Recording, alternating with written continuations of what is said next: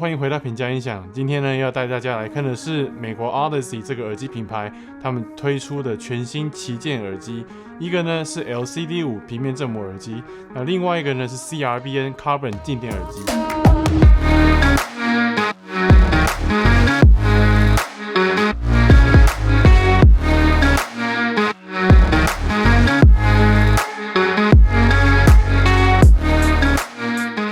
不认识 Odyssey 的话呢，没关系，它是一个来自美国的耳机品牌。那 Odyssey 它是专门在设计生产一种叫做平面振膜单体的耳机。那平面振膜它的运作原理是什么样子呢？大家可以去 Google 一下，但应该都有蛮详细的一些介绍。那原则上，平面振膜单体它的反应速度快，失真低，所以它在设计跟一些特性上面，原则上是比我们常见的一些动圈耳机它的效能还要好很多。不过，虽然说平面振膜它的特性上面是比动圈好，但是就是音质的上面，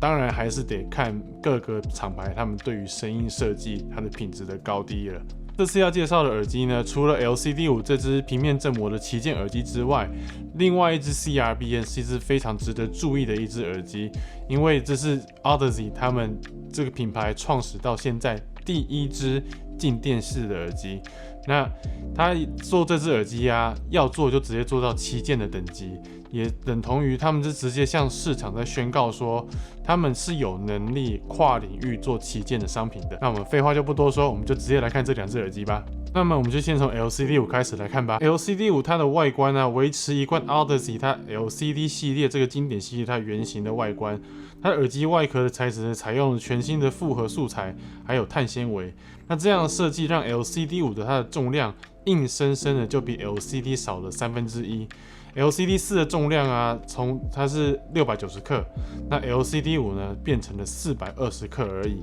而这次的真皮耳罩的质感摸起来真的非常柔软，所以戴起来真的还蛮舒服的。连同头戴支架的设计也跟之前 LCD 4不太一样。所以 LCD 5它整体佩戴舒适性啊，真的远大于了 LCD 4。LCD 5的电子规格跟 LCD 4呢是有一点点不太一样的。它们除了响应频率跟 THD 是一样的之外呢，那值得注意的是说，它的阻抗值它把它做到了14欧姆，而灵敏度 sensitivity 呢降到了90 dB。所以说从数据上面来看，这一支 LCD 5旗舰耳机看起来是一支还蛮好驱动的耳机，它低阻抗，高灵敏度，所以原则上你用随身的讯源，譬如说数位随身听，还是说随身耳廓，原则上都可以得到一个还蛮不错的声音的。不过呢，这还是有个小小的陷阱在里面。那为什么会说有个小小的陷阱呢？主要是因为像这类高阶耳机啊，它对于讯源以及耳机扩大器的要求其实还是非常高的，因为一个好的耳机，它真的还是需要一个控制能力非常得当的耳机扩大机，才可以把它像驯服一只野马一样，把它抓得好好的。那尤其是说像 LCD5 这样子的低阻抗、高灵敏度的耳机呢，它是事实上是需要大电流的。那如果你的扩大机它在输出方面控制的不好的话，声音听起来其实是会相对的蛮粗糙的。再来呢是 CRBN 静电耳机，那 CRBN 这个念法，他们原厂是说是念 Carbon， 那用 Carbon 这个碳这个名字呢，其实是跟他们使用的新的单体技术是有关的。依照 Odyssey 原厂的说明啊，这个 Carbon 静电耳机的振膜设计是跟其他品牌用的一些设计是完全不太一样的。他们在整片的单体振膜上面使用了 Carbon Nanotubes， 也就是碳奈米管。透过碳奈米管的薄膜技术，可以让电荷很平均的在振膜上。那这个听起来有点悬，有点酷。不过结论就是 ，Odyssey 呢，他们找到一个方法，大幅的降低了振膜的失真率，以及它静电单体振膜的耐用程度。Carbon 的外形呢，就不是圆形，而是椭圆形设计的。那它整个外壳跟支架设计呢，用到的是镁合金以及碳纤维，所以它的重量跟其他的耳机比起来，真的轻非常多。Carbon 静电耳机呢，才300克而已，而且呢，它的耳罩，它那个真皮耳罩呢，跟 LCD5 也类似，摸起来蛮舒服的，而且贴在脸上的感觉呢，也真的感觉非常轻松。这个耳机啊是静电耳机，理所当然的，它用的扩大机也必须是静电耳机专用的扩大机。那 Carbon 这只耳机呢，它用的规格是 Stax Pro Bias 580伏 DC 的这样的规格，所以说Carbon 这只耳机在耳廓的选择上，理所当然也比 LCD5 少了非常多。再来呢，最重要就是听感分享了。那在进入正式听感分享之前呢，我们大概还是要讲一下说我们在聆听 LCD5 跟 Carbon 这两只耳机的时候，我们用的系统是哪一个？那原则上我们用的系统前端这边呢，就跟我们平常音响师在听两声道一样，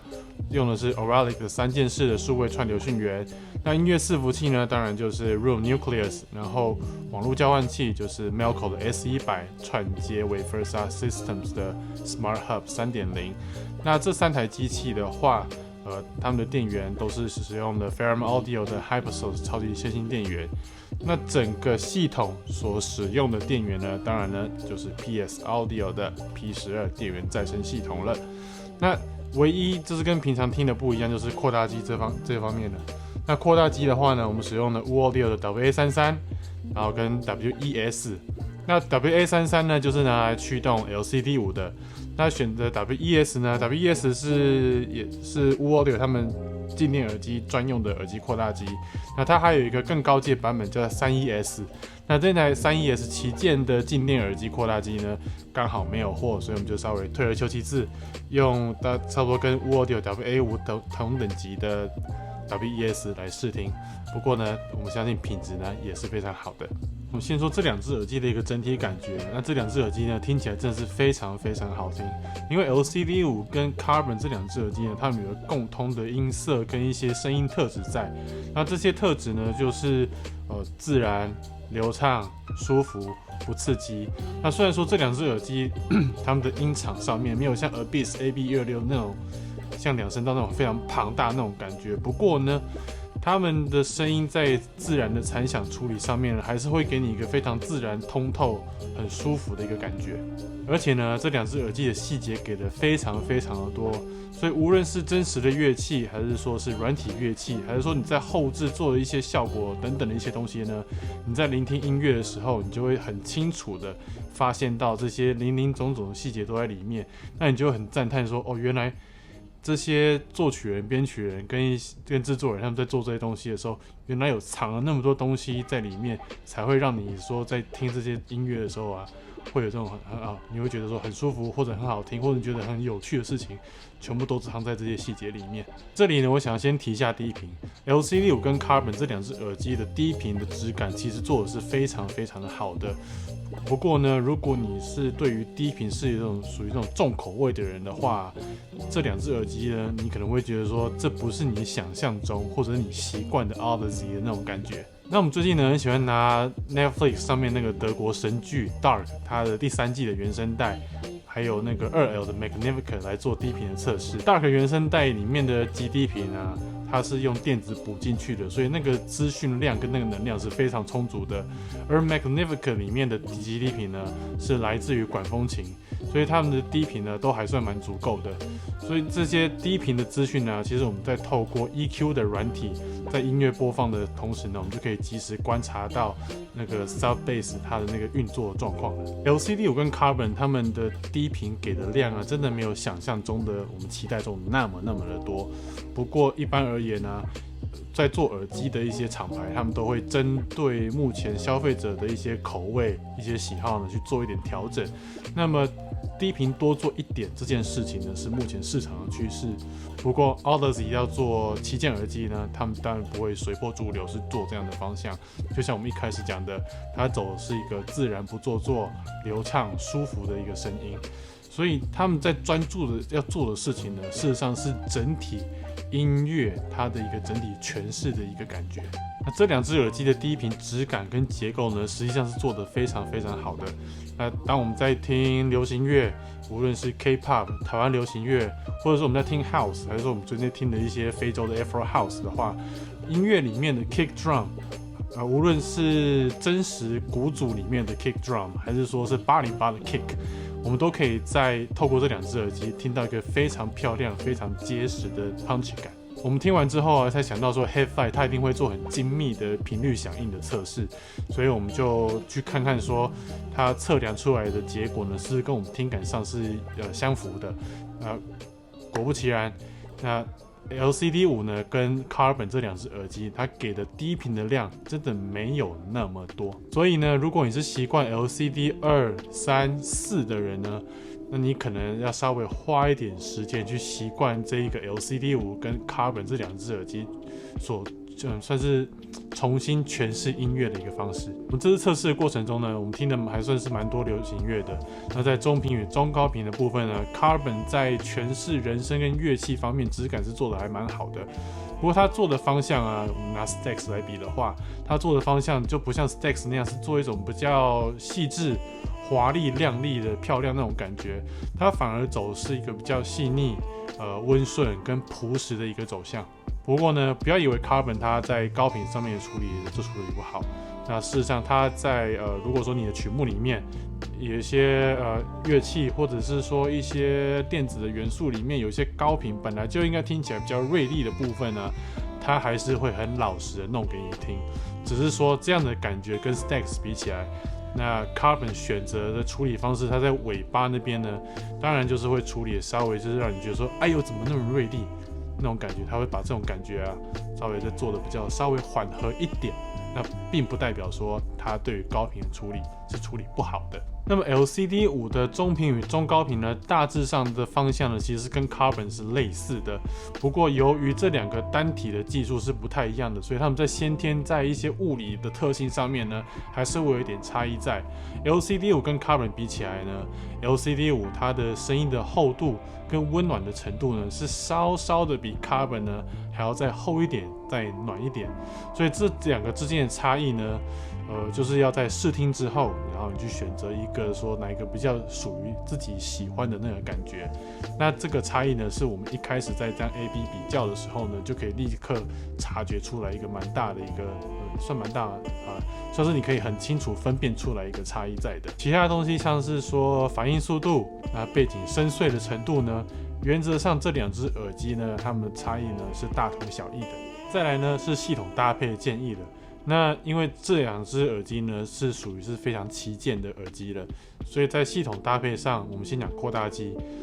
虽然我们前面有讲到说 LCD5 它的电子规格啊，看起来是一个比较好驱动的一只耳机，不过就像我们刚刚前面有讲的，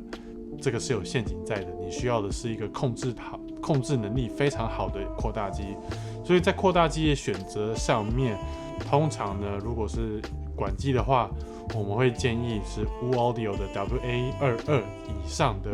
耳机扩大机呢，会比较适当。那真的要音乐性很好的时候呢，我就会建议说Audio WA5LE， 或者是你现在看到后面这个 WA33， 或者是说 WA234 这种超级旗舰，不过那个价格就真的是高蛮多的。而晶体机方面呢，其实可以考虑像是说 Benchmark 的 HPA4，或者是 Moon 的 430HA。讯源方面的话呢，我们建议是可以从 Benchmark DAC3 开始往上找。不过呢，如果你有需要串流功能的话，TX 的 NT505X 或者是它最新的 UD701N 都是一个很不错的选择。那如果你要再往上一点看的话呢，Esoteric N05XD，或者是说 Auralic 的 Altair G2.1 也是很好的选择。那如果你讯源要往 High End 一点看的话呢，我们会建议说 Auralic 的 G2.1 4键式讯源呢是一个很好的开始，或者你要往更高阶的看，像我们有一些客户呢，他就是用 DCS 的4键式数位讯源，或者是 Esoteric 的多键式的数位讯源来搭配 Audio 的 WA33 Elite 这个旗舰的耳机扩大机，或者是 WA234 Mono 的耳机扩大机来听。这个声音我们之前也有听过，真的是超级